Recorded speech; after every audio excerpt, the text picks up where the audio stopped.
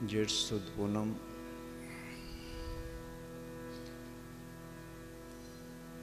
सवा भगतनी जग्या रामदेव पीर मंदिर पीपड़ी धाम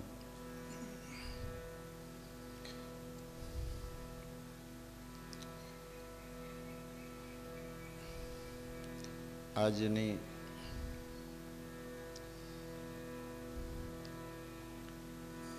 ભોજનશાળાની અંદર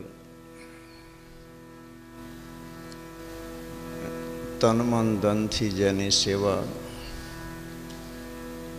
ગામ ગાંગડ કલ્યાણગઢ મહાદેવપુરા ઉતેલિયા ઝાંપ રૂપગઢ ખાનપુર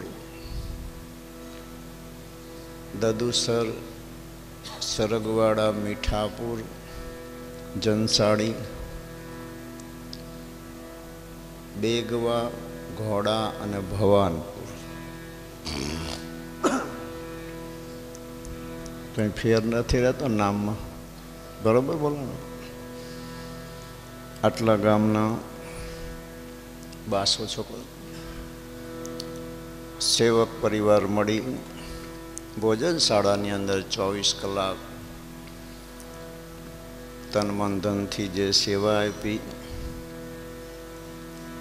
આપ સૌને ખૂબ ખૂબ ધન્યવાદ। આજ જેઠ સુદ પૂર્ણિમા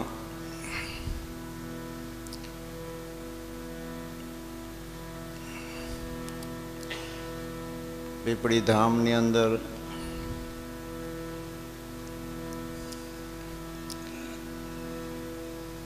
આપણે જ્યારે મળ્યા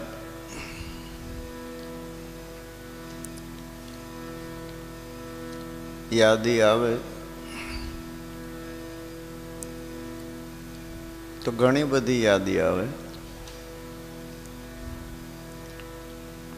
પણ યાદ કરાવનાર જોઈ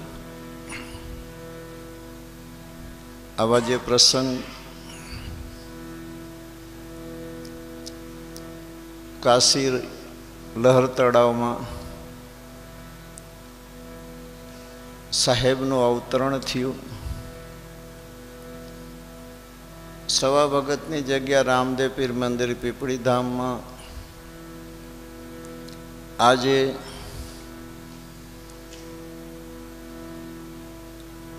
બળદેવદાસ બાપુની જન્મ જયંતિ છે અને સાહેબનો પણ જન્મ જયંતિ છે।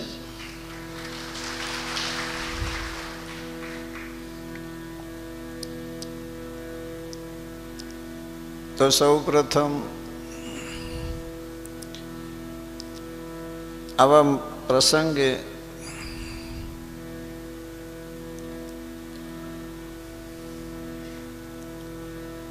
સદગુરુ શ્રી બળદેવદાસ મહારાજ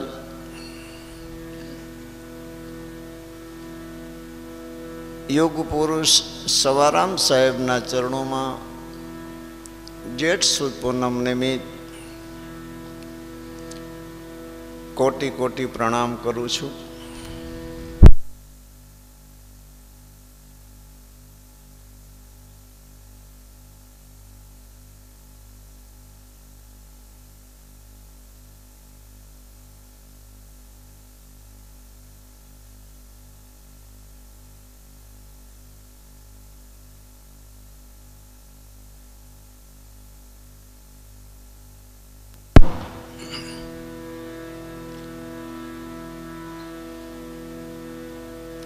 આપણા ઈષ્ટદેવ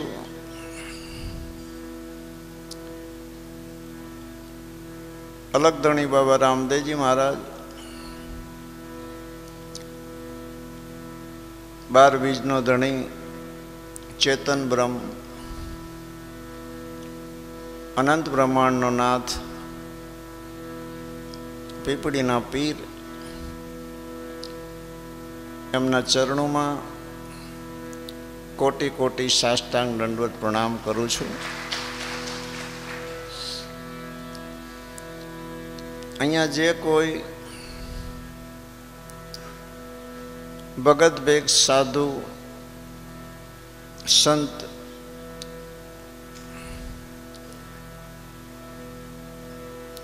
आज तो લીલાપુર थी મહેશભાઈ પણ પધાર્યા છે, બ્રહ્મદેવ છે। આપ સૌના ચરણોમાં, સંતોના ચરણોમાં કોટી કોટી વંદન। સાજંદા અને કલાકારમાં કિશોરભાઈ વાઘેલા ગુજરાતમાં વર્ષો સુધી જેને ભજન કરી ને જેનું એક મોટું નામ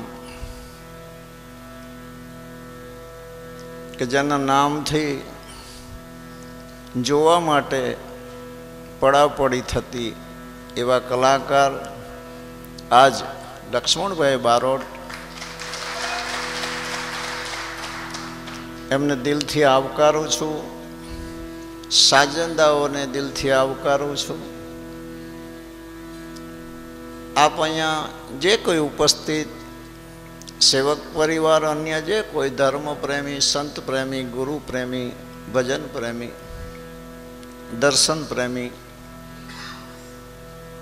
દરેક આત્માને મારા હૃદયથી ખૂબ ખૂબ અભિનંદન, ધન્યવાદ। જય સિયારામ।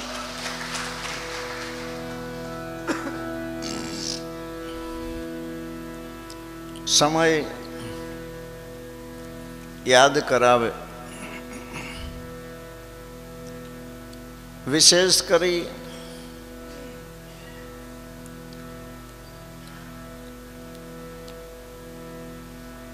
કોઈ શબ્દના માધ્યમથી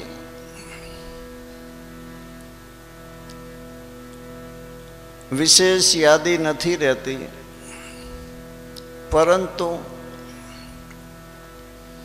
જેને જેને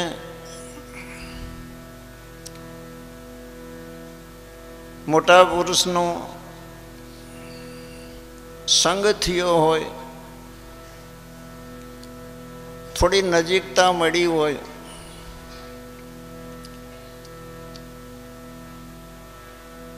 બહુ નજીકથી જેને અનુભવ્યા હોય, જોયા હોય અથવા સેવ્યા હોય, એને આવા પ્રસંગો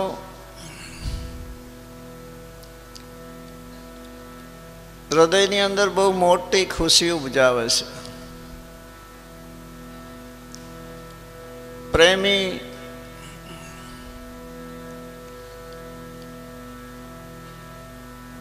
ભક્ત હોય, સેવક પરિવાર હોય,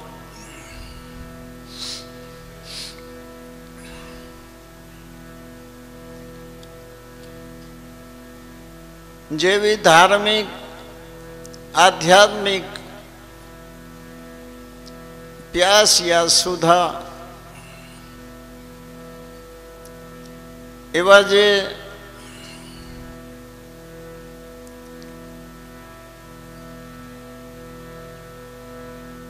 પરમાત્મા લક્ષી મનુષ્ય જીવનને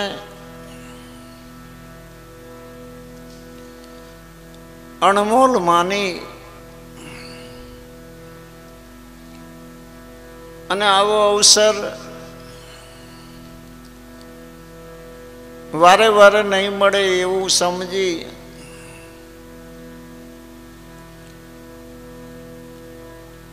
જીવન તો બધાની પાસે છે, પણ જીવનની સુવાસ બધાની પાસે સરખી નથી।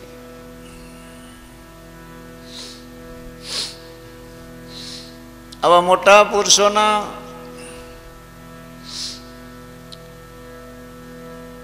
ગુરવા પુરુષોના, સંતોના, સાધુના સાનિધ્યમાં જેને લાંબો કાળ સમય પસાર કર્યો હોય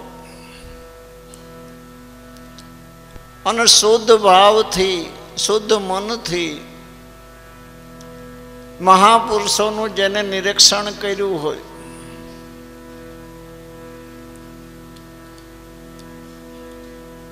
એવા પુરુષોના વચનની અંદર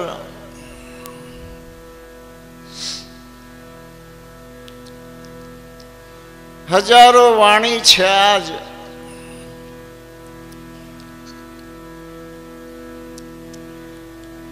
પણ એમનો જે ભાવ છે, એમની જે રેણી છે, એમનું જે વાણીને વર્તન છે, એમની જે સમજ છે,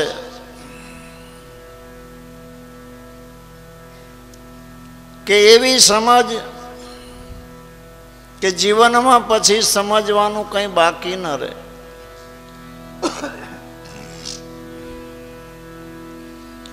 આવી સમજ લઈ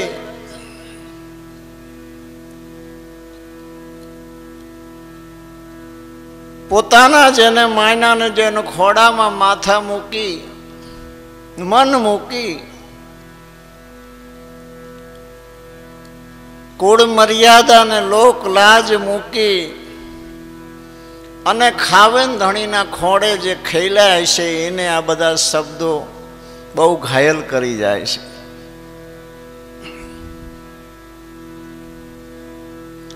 જ્યાં વચ્ચે કોઈ વિચાર જ નથી, જ્યાં બુદ્ધિ નથી, જ્યાં પ્રેમમાં શુદ્ધિ પણ નથી, અને જ્યાં એવી અવસ્થામાં જ્યાં બેપણું પણ નથી,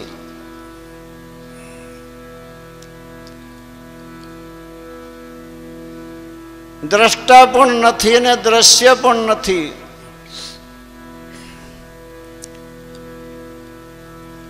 જાગ્રત અવસ્થાની અંદર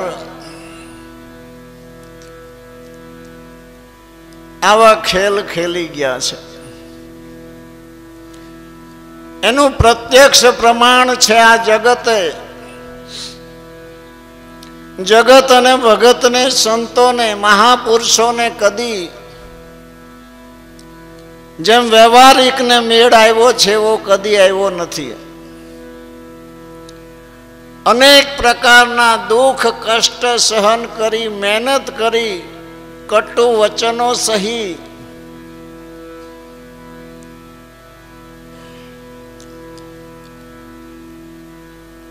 જીવન પણ એમની પાસે હતું. જીવવું તો છે જ. ખબર નહીં એ પુરુષો ગઢ ભીતર એવો કયો અનુભવ, એવી કઈ સમજણ કામ કરતી હશે કે જગતના કોઈ બી પ્રકારના પરિવર્તનને ભગતને અડ્યા નથી, સંતોને અડ્યા નથી, મહાપુરુષોને અડ્યા નથી. પ્રત્યક્ષ પ્રમાણ છે. જો અડ્યા હોય તો અવશ્ય જીવનમાં બદલાવ આવી જાય છે. મુસીબત આવે, સંકટ આવે, મીરાબાઈ હોય તો બી ભલે, સત્તાધીશ સાહેબ આવ્યા તો પણ ભલે, નરસિંહ મહેતા હોય તો પણ ભલે, અન્ય કોઈ પણ સાધુ સંત મહંત ને ભગત હોય, જો બહારનો તાપ એમને અડ્યો હોય તો એમના રાહ ઉપર અટલ રહી ન શક્યા હોય. કોણ જાણે અંદર એ કઈ સમજણ હશે, એ કેવું જ્ઞાન હશે કે સતનો જે સંગ્રામ છે એ સંગ્રામમાં કાયમ માટે પગ ખોડીને રહ્યા. અને એવા જ પુરુષોએ આપણને પ્રેરણા આપી છે કે આજ આપણે પગ ખોડી અને ભક્તિના માર્ગે ચાલી રહ્યા છે. મહેનત વિના કેવલ વાતોથી આ જગતમાં કંઈ નથી થતું. વાસ્તવિક જીવન છે એ કોઈ સમય પૂરતું નથી. છેલ્લા શ્વાસ સુધીનો આ સંગ્રામ છે. એકવાર નાતો બંધી જાય, લગ્ન થઈ જાય, પ્રીતિ થઈ જાય, સંબંધ બંધી જાય અથવા સ્નેહ લાગી જાય, પ્રેમ થઈ જાય, એ હૃદયમાં તો શું થતું છે તો એ પુરુષો જાણતા હશે, પણ સામાન્ય તમે અનુભવ કરો. 1 મહિનો તમારા હાથથી કોઈ કૂતરાને પાડો, તમે તમારા હાથથી રોજ રોટલો નાખજો, એને નવરાવજો. એ ન ફાવે પોપટ પાડજો, મહિનો તમે સેવા કરી જો. અરે ગમે તે પશુને તમે મહિનો 2 મહિનો તમે ખુદ ચાકરી કરો. અરે રહેવા દો, 15, 20, 25 વર્ષ, આ તો જીવ છે. તમે કોઈ વાહન રાખ્યું હોય 25 વર્ષ, અને વાહનને જ્યારે વેચવાનું થાય ને ત્યારે મેં રોતા જોયા છે. સ્નેહ અને પ્રેમ છે ને એ વાત જ આખી અલગ છે. સમય સંજોગ જો બને તો જ વેચે છે, ને કે પેઢીઓની પેઢીઓ જતી રહે તો એને યાદીમાં રાખે છે. આ શું છે? જ્યારે સંગ કરો, મહિનો 2 મહિના કોઈ પ્રાણી પશુને તમે નજીકથી, પછી તમે કદાચ છોડવા માગશો ને તો એની દયા તમને છૂટવા નહીં દે, તમને ગોતશે. આ એવું બંધન છે. તો આ તો જે બંધન છે એ અનુભવનું બંધન છે, કોઈ મહાપુરુષના જ્ઞાનનું બંધન છે, કોઈ વસ્તુની ઓળખાણનું બંધન છે. એમને એમ નથી કે ભાઈ શ્રદ્ધાને વિશ્વાસ રાખો, આધાર છે, અને આધાર પછી શ્રદ્ધાને વિશ્વાસ રાખવાનું કીધું છે. બધા મહાપુરુષોએ વાણીમાં પ્રમાણ છે. એવા આધાર આપી કે જે આજ સુધી વાણી તો એક જ વસ્તુ કહે છે કે ઘાયલની ગતિ ઘાયલ જાણે, જોહરની ગતિ જોહર જાણે. આવું શા માટે કહેવું પડ્યું? કે આજ ખુશી કોઈ લખી નથી શીખ્યા. એ વેદનાને, એ મીઠી જે પીડા છે, જે દુઃખ નથી આપતી પણ પીડા તો છે જ, પણ એવી પીડા છે કાયમના માટે એક હદમાં બાંધી રાખે છે, અને એને જ્યાં પહોંચવું હોય ત્યાં એ જ તાકાત પ્રેરણાદિક બની અને એને પહોંચાડી દે છે. એની પાસે લાયકાત હોય કે ન હોય, અમુક કક્ષા સુધી પાત્રતાને લાયકાતની પણ હદ છે. પણ મોટા પુરુષો જો મળી જાય, સત્તાધીશ પુરુષો મળી જાય, તો ત્યાં તો હું તો માનું છું પાત્રતા કે કોઈ લાયકાતની પણ જરૂર નથી, અધિકારપણાની પણ જરૂર નથી, કોઈ સિદ્ધિ સાધના ને કોઈ જાપની પણ જરૂર નથી. એમના આશરે ખાલી પડ્યો રહે તોય ન્યાલ થઈ જાય. એ છેલ્લો સ્ટેજ છે જે સત્તા લઈને પુરુષો આવ્યા છે, અને એમને જે એક પુરુષને જે પૂર્ણ બનાવ્યા છે એમાં એમને લાંબો સમય કદી કાઢ્યો જ નથી. એક પલમાં પીર બનાવીને જતા રહ્યા છે. એમાં શું સિદ્ધિ સાધના હશે? પણ એક ખાતાના જીવ હશે કે જેથી કરીને એ શરણે રહી શકાય છે. કારણ કે મોટા પુરુષના વસીલે રહેવું એ જ દુર્લભ છે. માનવ સમાજ જે સમજે છે સાધુ સંતોને, મહાપુરુષોને, જે શબ્દોના આધારે સમજે છે એમ હાવ નહીં હોય. અને એમ જો હોય તો એમને બધાને નિશા ચડ્યા, એમ બધાને નિશા તો ચડવા જોઈએ ને. બેરા બેહવાથી એ નિશા નહીં ચડતા હોય.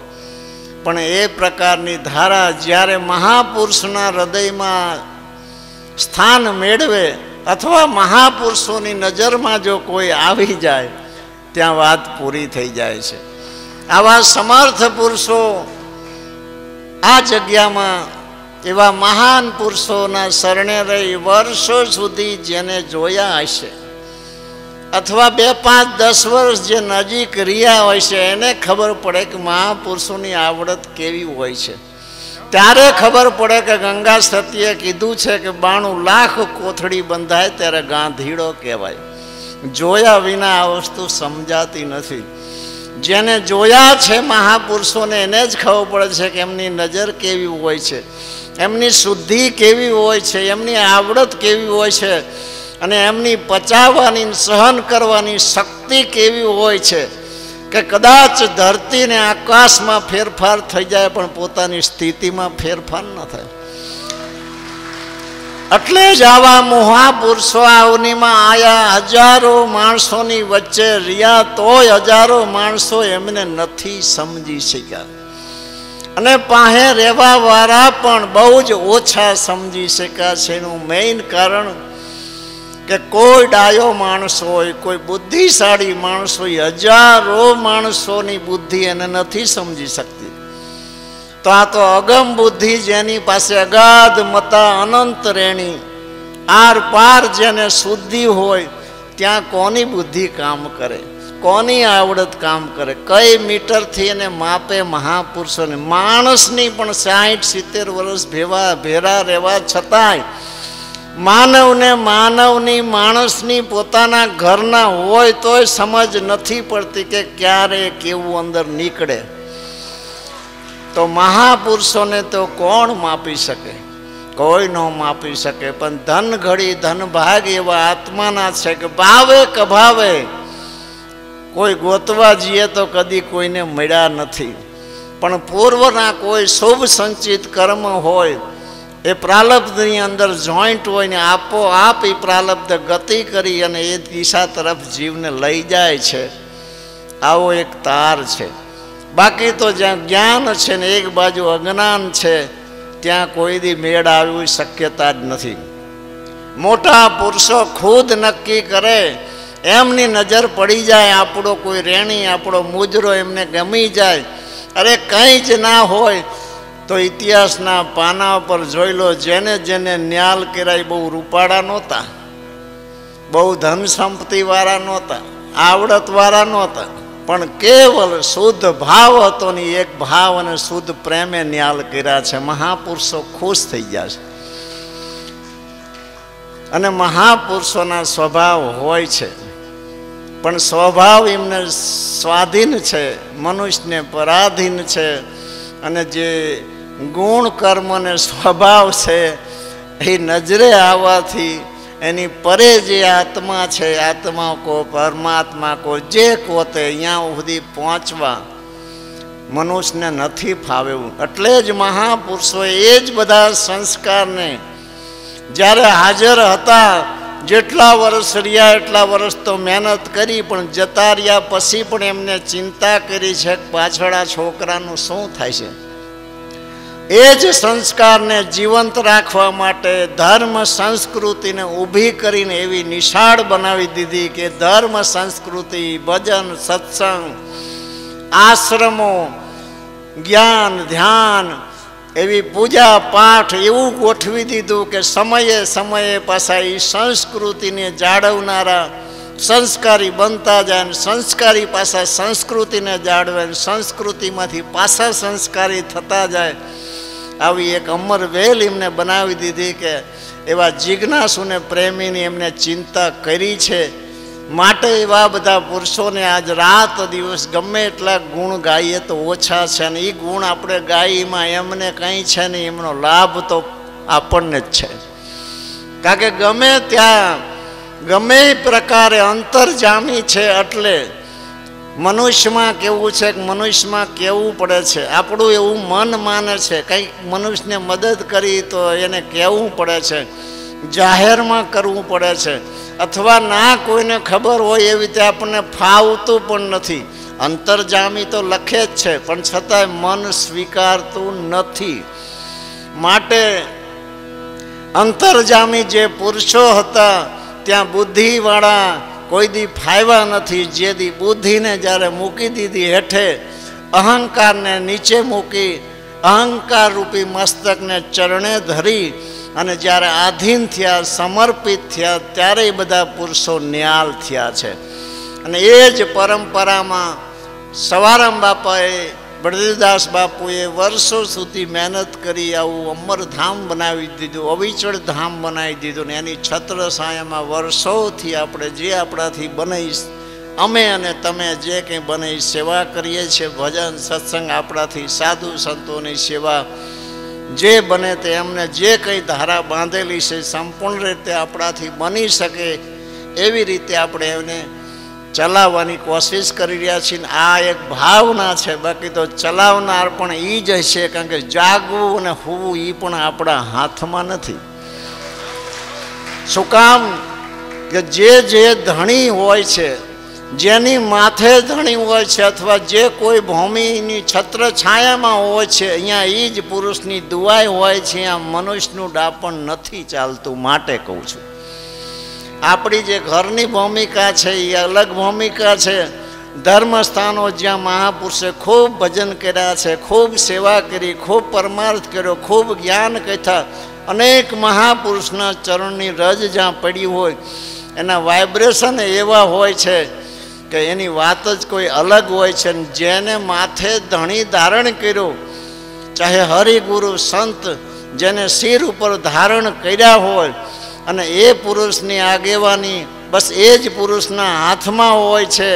એ પુરુષ ધારે એ રીતે જ માણસ પરિવર્તન કરી શકે છે. માણસ સ્વયં કંઈ કરી શકતો નથી. એવી જે કંઈ બોધ અને ઉપદેશની કંઠી કહેવાય, કંઠી જવાબદારી છે. અને આપણને બધાને એવા મહાપુરુષોએ કંઠી બાંધી દીધેલી છે. વર્ષો સુધી આપણે સત્સંગ ભજનમાં આનંદ કરીએ છીએ. 50 પ્રોગ્રામ 2 દી પહેલાં પૂરા કર્યા છે. હવે 15 દી આરામ કરવો છે. આજ તો બોલવું નહોતું, પણ હવે તો એમ થયું કે હવે બળદેવદાસ બાપુની જન્મ જયંતિ હોય, સાહેબની અવતાર જયંતિ હોય, તો એ હાવ 2-5 મિનિટે ન બોલી તો પછી નાચનારીને હુતા હુતા પગ હલે. પછી એના કરતાં એમ થયું કે ભલે 2 શબ્દ બોલી લઈએ. 2-2.5 મહિના બહુ દોડ્યા, બહુ આનંદ કર્યો. સેવકોએ ખૂબ પૈસો વાપર્યો, બધાને ખવડાવ્યું, પીવડાવ્યું, વ્યવસ્થિત ગાડલા નાખીને બેહાર્યા, નાસ્તા કરાવ્યા, આઈસ્ક્રીમ, જ્યુસ, ઠંડા, ધામધૂમથી હામૈયા ફૂલ પાથરીને એવી મજા કરાવી. અને 48 પ્રસંગની અંદર ને 5 પ્રસંગ બહારના હતા, કે જે પ્રસંગમાં ખાલી આપણો પ્રસંગ નહોતો, પ્રસંગમાં આપણે જવાનું હતું. 48 પ્રસંગ તો આપણા સેવકો જ કર્યા હતા, જેમાં કોઈ જ હેતુ નહીં, કેવલ એક સદગુરુની પધરામણી, ભજન અને સત્સંગ. આના ખાતર જ 48 પ્રોગ્રામ થયા. તો એનો અર્થ એ થયો કે આપણા ઉપર એમની પૂરી નજર છે, મીઠી નજર છે, તો જ આ બધું કરી શકીએ, નહીતર આ થાય નહીં. આ યુગમાં બહુ દુર્લભ છે. ગમે તે યુગ હોય છતાંય આપણે એવા પુરુષોની છાયામાં આવી ગયા છીએ, એટલે આપણે પૂર્ણ ભાગ્યશાળી છીએ. અને ભાગ્યશાળી નથી એમ કહેવી તો ધણીને ખોટ લાગે. પ્રત્યક્ષ પ્રમાણ છે કે તમે બધાએ ભાગ્યશાળી છો અને છો. આ વખાણ કરવાની વાત નથી, પણ નાની ઉંમરથી આ જગ્યામાં જે આવતા છે એને તે દિવસનો આનંદ ને પ્રેમ ભજનનો જોયેલો છે. અને પૂછો રમેશને, કદાચ 12 વર્ષની ઉંમર કે 10 વર્ષની ઉંમરે એમના બાપુજી આંગળી પકડીને લાવતા, તે દીએ કેવી મજા હતી પૂછો. માણસો શેરીમાં રાહ જોતા કલાકાર ક્યારે. 3 દિવસ વચ્ચે બાપાની આરતી થાય સાંજે, તો તબલા એમને પડ્યા, હાર્મોનિયમ બંધ, ભજન નહીં રાખવાના. આરતી થાય એટલી વાર જ બંધ રાખવાના. આરતી જ્યાં પૂરી થઈ તરત ભજન ચાલુ થઈ જાય. 3 દિવસ ને 3 રાત. અને બળદેવદાસ બાપુ ભજન ગાવાના ચાલુ કરે, 40 ભજન એક હારે. અને એક ભજન પાછું અત્યારના જે ભજન એના જે 4 ભજન ભેરા થાય એવડા મોટા હોય, 2 તબલચી તો આઉટ થઈ જાય. તોય વર્ષો સુધી આનંદ કરતા હતા. કોઈક કરાવનાર તો હશે ને, કાં કંટાળો આવે. રોજ આમાં મજા આવે. આપણે 15 દિવસ કરીશું તો આમાં જો તાજા ને તાજા દેખાય છે ને. 10 દિવસે આપણે મળ્યા, માનો ને 48 પ્રોગ્રામ કર્યા, 3 દિવસે મળ્યા. એક આ બાજુ 200 કિલોમીટર, એક આ બાજુ 400 કિલોમીટર, છતાંય બધા આવતા હતા. બોલો, કોક એમની છત્રછાયા ગુરુ મહારાજની છે, બાપાની રક્ષા છે, અને આપણને એમની છત્રછાયામાં આનંદ કરાવે છે, અને આપણે આનંદ કરી છે. એટલે આપણે તો ભાગશાળી છીએ. વિશેષ હવે કંઈ નથી કહેવું. શું કામ કે આજ લક્ષ્મણ બાપુ આવ્યા છે, એટલે ભજનની મજા કરવી છે. હજી નરસિંહ મહારાજ બાકી છે, ભૂપેન્દ્ર મહારાજ બાકી છે, જેઠ સુદ પૂનમ છે, સાહેબની અવતાર જયંતિ છે, બાપુની અવતાર જયંતિ છે. મોજથી ભજન સાંભળવા છે, અને એવી મસ્તીથી સાંભળવાની. એમને કહી દઉં, જે ગાવ ને આંખું વીંચીને જ ગાઈજો, કે મસ્તી આવી જવી છે. બસ કહેવાનો ઉદ્દેશ. વિશેષ કંઈ નહીં કરતાં ફરી સદગુરુ શ્રી બળદેવદાસ મહારાજ અમારા યુગ પુરુષ સવારામ સાહેબના ચરણોમાં કોટી કોટી પ્રણામ કરું છું. અમારા ઈષ્ટદેવ શ્રી રામદેવ પીર બાપાના ચરણોમાં કોટી કોટી સાષ્ટાંગ દંડવત પ્રણામ. સાધુ સંતોના ચરણોમાં વંદન કરી સાજંદા કલાકારને દિલથી આવકારી. આપ આટલી મોટી સંખ્યામાં દરેક આત્માઓને મારા હૃદયથી ખૂબ ખૂબ અભિનંદન, ધન્યવાદ. જય સિયારામ. મારા અંતરની શુભ આશીષ. આપ સદાના માટે સુખી રહો, ખુશી રહો.